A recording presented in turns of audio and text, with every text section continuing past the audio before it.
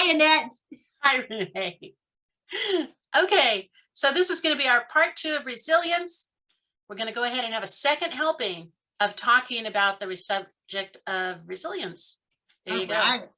Give me another spoonful of that. So what is resilience again, so we can dig? It has to do with quickly recovering from difficulties, having a toughness to you, to be able to bounce back up, if that makes sense. Sorry, used to have a friend that would always say, she'd always have tough things happen in her life. And what I recall a friend always saying to this friend was, you just have the bounce back ability. I just love that about you, that she could always, no matter how deep it took her of a trial, that she always bounced back up. Like she wasn't going to let it hold her down. A lot of times that has to do with temperament, though. Okay. If that makes sense. Temperament will do that.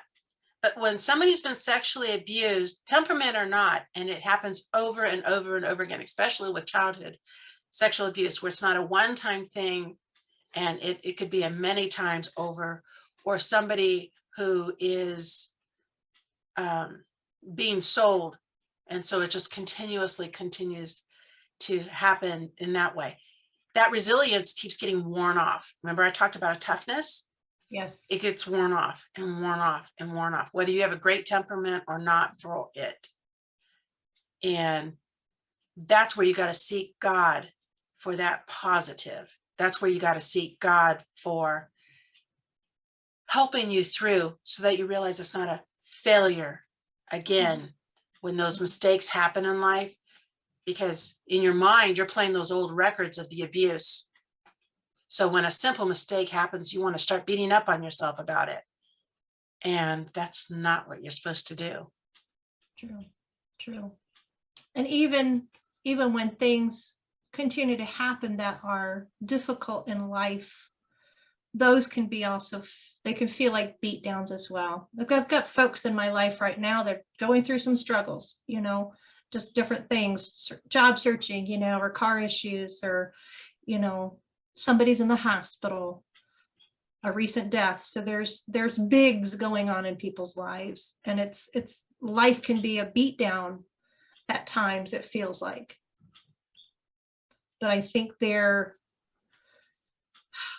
a group of gals I'm talking with right now, they're realizing that they're pressing into Christ is teaching them lessons in those rough places, because they just got out of the hospital, or because their loved one is still in the hospital. They're learning even more how to press into Christ, and where their strength is. Their strength gets to a certain spot, but then we need Jesus.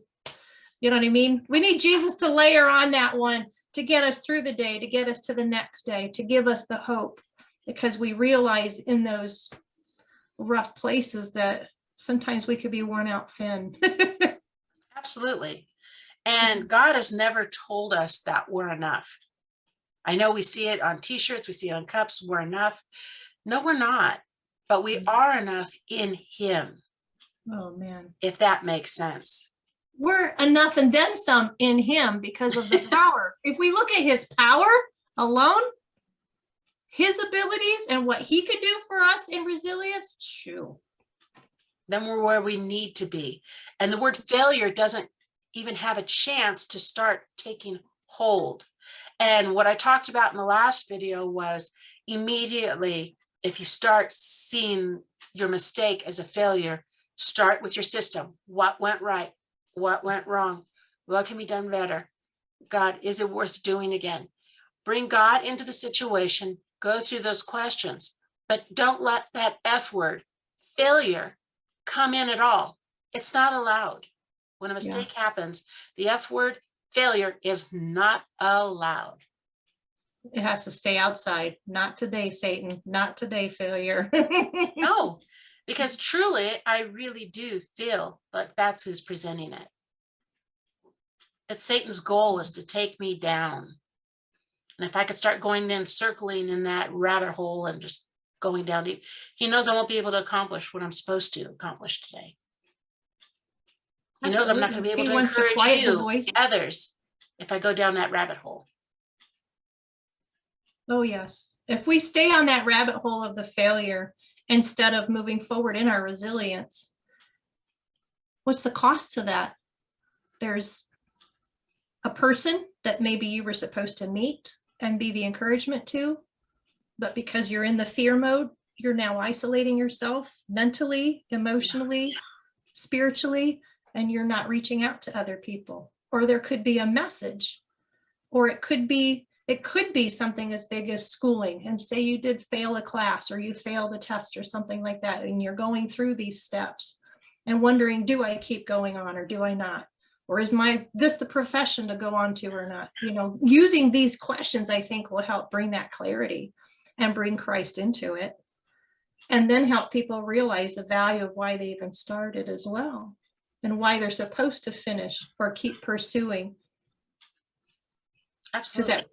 Because that resilience helps us honestly continue being the person we were called to be, I think. Makes sense to me. And by seeing others, like you were talking about your friend, being resilient helps others to see it and go, yes, I could take a step like that. Yeah. She takes a hit, but she can still get up and move forward. Or she got that hit, but look, she's still doing this. She's still able to. And why is that? It's because of Christ. Well, thanks for chatting about it again. Resilience